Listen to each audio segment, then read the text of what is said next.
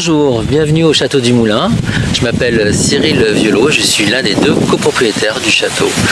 Voilà, donc un château qui est nouvellement acquis depuis juillet 2025. Et donc nous avons plaisir à ouvrir au public dès cette saison avec les premiers travaux qui ont été engagés au cours de cet hiver.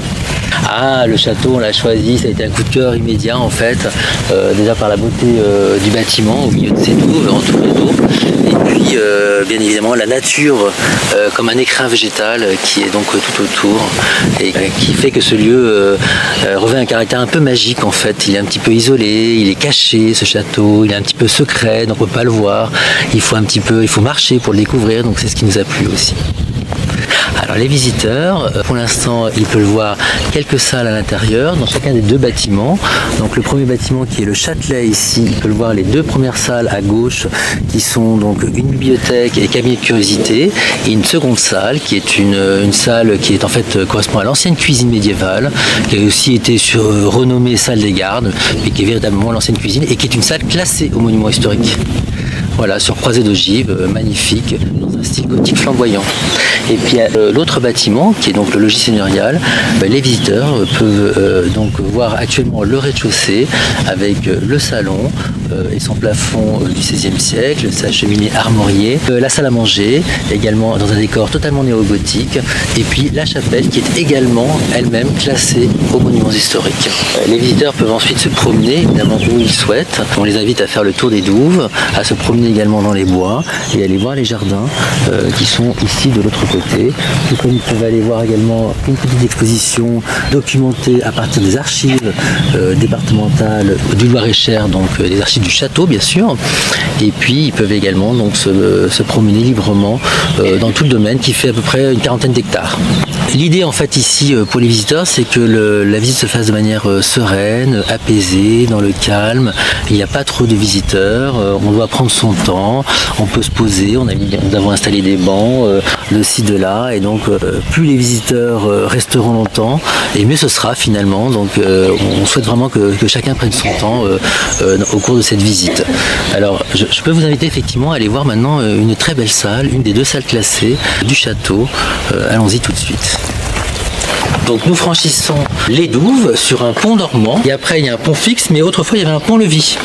Et donc vous pouvez voir ici la grande porte, qui est donc la porte charretière, qui est d'origine en fait. Les deux battants sont d'époque 15e siècle, et au-dessus de cette porte, il y a les armoiries de monsieur Philippe du Moulin, chevalier, chambellan du roi Charles VIII, un homme de guerre en fait, et un compagnon, un très proche du roi Charles VIII.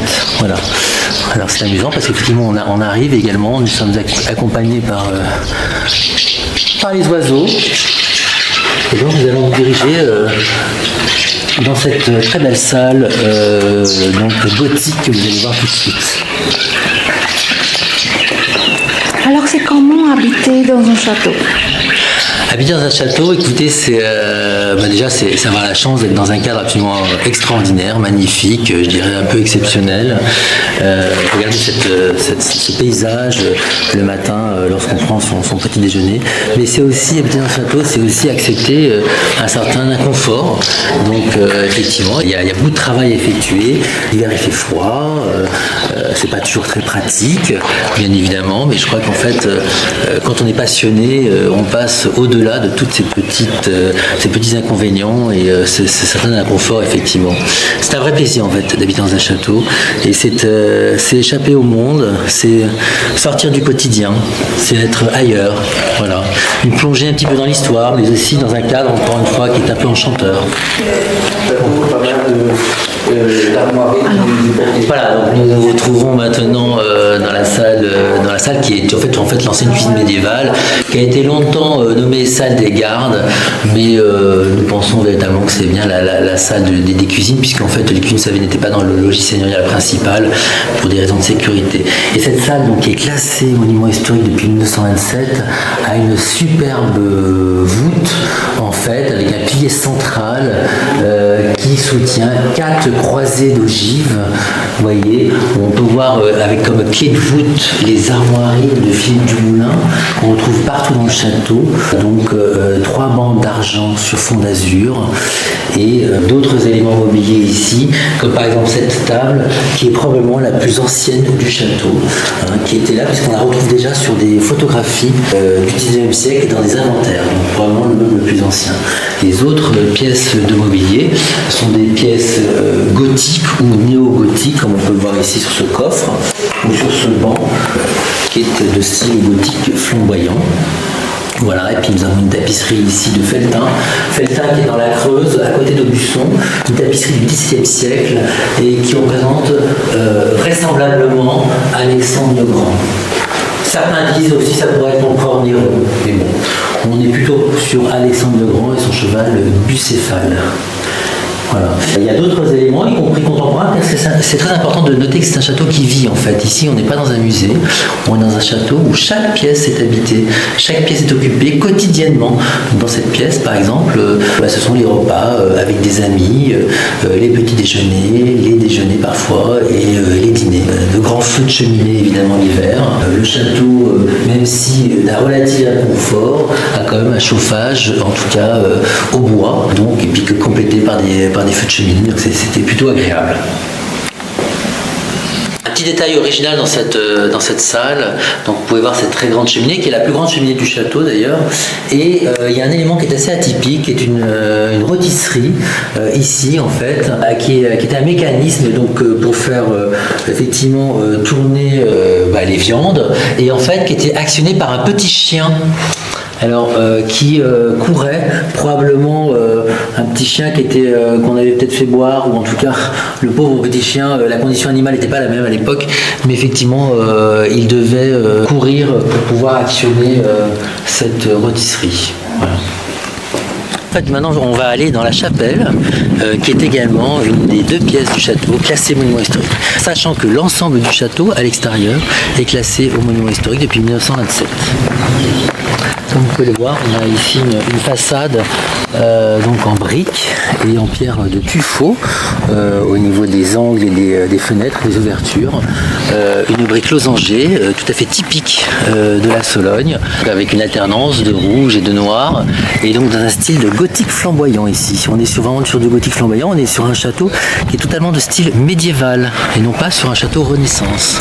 Et ce qui est intéressant aussi parmi les autres châteaux que l'on peut trouver dans les environs, et la particularité de ce château, donc on est sur l'extrême fin de la période médiévale.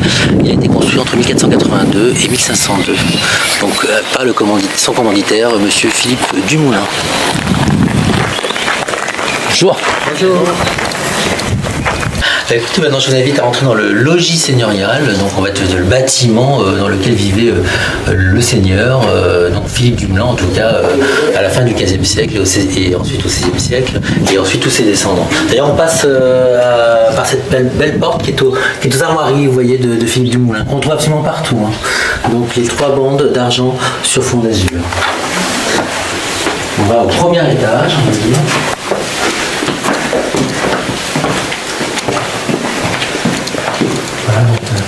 On passe ici dans un salon, vous voyez, qui est à taille humaine, donc c'est ce qui est bien dans ce château, c'est que c'est vraiment un château complètement qui n'est pas immense, qui n'est pas écrasant, on s'y sent bien, donc voilà. C'est une pièce également occupée, donc le soir pour prendre l'apéritif, les digestifs aussi, etc. On a effectivement une très jolie cheminée dans un style gothique flamboyant qui a été entièrement refaite à partir des éléments reconstitués anciens, et donc cette cheminée gothique flamboyant refaite au début du XXe siècle, lors du rachat du château en 1901 par la famille Marcheville, sur laquelle figurent tous les blasons des familles qui ont été propriétaires de ce château, avec évidemment au centre le double blason de Philippe Dumoulin et de son épouse Charlotte d'Argouges.